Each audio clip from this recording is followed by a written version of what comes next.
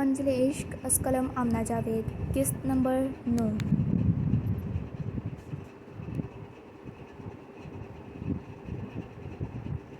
نوریز اس کو کھانا کھلا کر جا چکا تھا جبکہ وہ اپنی بے بسی پر پھر سے رونے لگی تھی۔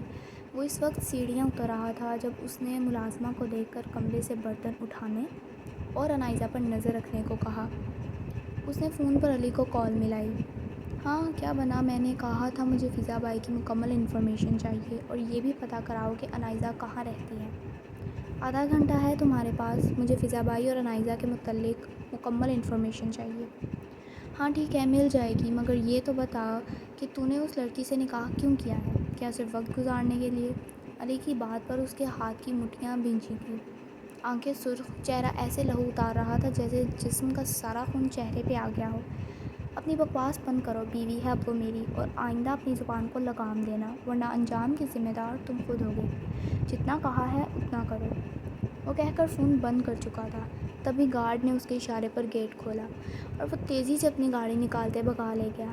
علی کی باتیں ذہن میں گھومتے اس نے غصے سے اپنا ہاتھ اسٹیئرنگ پر مارا تھا۔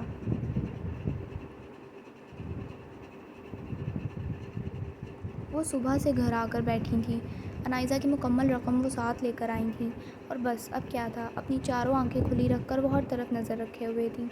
عموماً تو انسان کی 2 آنکھیں ہوتی ہیں، مگر یہ بھی پیسوں کی بدولت ہی تھا جو وہ اتنا دھیان رکھ رہی تھیں ہر طرف کا۔ ویسے بھی حرام انسان کو چین کہاں لینے دیتا ہے، پھر چاہے وہ دولت ہو یا رشتے، مگر ایک ڈر تھا ان کے اندر جس کو سمجھنے سے وہ قاصر تھیں۔ حالانکہ کیا سچ میں وہ نہیں جانتی تھیں کہ انسان کا کیا اس کے سامنے ضرور آتا ہے، لیکن ان کی کوئی اولاد نہ ہونے کی یاد ان کو پرسکون کر گئی تھی۔ جب اولاد ہی نہیں تھی تو مکافات عمل کیسا؟ مگر کیا مکافات عمل کے لیے اولاد کا ہونا ضروری ہے؟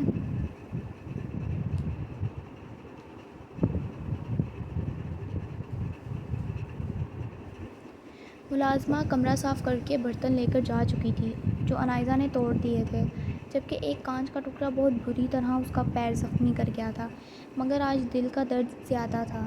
وہ اپنی آنکھیں ہتھیلی سے رگڑتے ہوئے اٹھی اور یہاں وہاں دیکھنے لگی۔ اس کا لباس کافی وزنی تھا۔ اس کو لگا تھا وہ لباس دیکھ کر کہ شاید اس کی ماں اسے کسی فنکشن میں پیسے کے لیے لے کر جا رہی ہے، مگر وہ اتنا گر سکتی ہے یہ بات اس کی سوچ کے بالکل مختلف تھی۔ اس کا رخ واش روم کی طرف تھا، پیر میں ایسا درد اٹھ رہا تھا کہ بس۔ وہ سب کچھ نظر انداز کرتی لڑکھڑاتی ہوئی اندر گھسی۔ اب رونے کا وقت نہیں تھا، یہ بات وہ جانتی تھی۔ کچھ دیر اپنے کمرے سے نکل کر گھر دیکھنے لگی۔ کیا مجھے بتانے کی ضرورت ہے کہ وہ واقعی گھر دیکھنے کے لیے نکلی تھی یا نہیں؟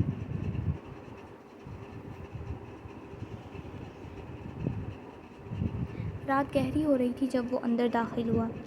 لاؤنج میں مکمل اندھیرا دیکھ کر اسے کسی گڑبڑ کے ہونے کا احساس ہوا، اور تبھی اسے محسوس ہوا کہ اس کے ارد گرد کوئی ہے، مگر اسے چند ہی لمحے لگے تھے اس خوشبو کو پہچاننے میں۔ نوریز نے غصے اور اشتعال سے اپنی آئی برو مس لی۔ اس سے پہلے وہ وجود وہاں سے بھاگتا مقابل ایک ہی لمحے میں اس تک پہنچتا اس کو دیوار کے ساتھ لگا گیا۔ کہاں جا رہی ہو؟ اس کا ایک ہاتھ انائزہ کی کلائی پر تھا جبکہ دوسرے ہاتھ میں پسٹل تھی، جس کو دیکھ کر انائزہ اسٹل ہوئی تھی، وجود پر لرزہ طاری ہوا تھا۔ جواب دو!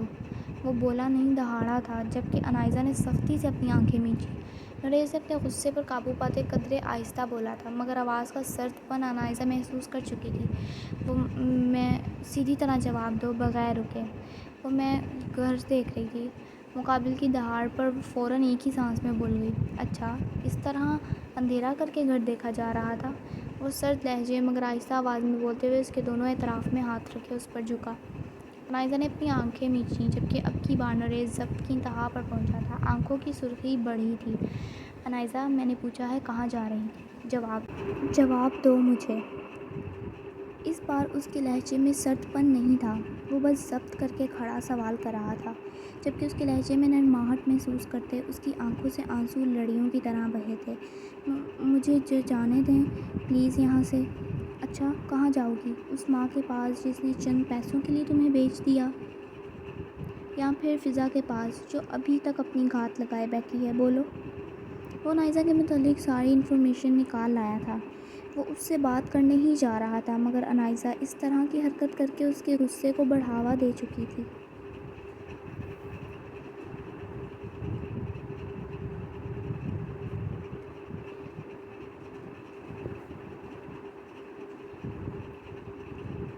جاری ہے۔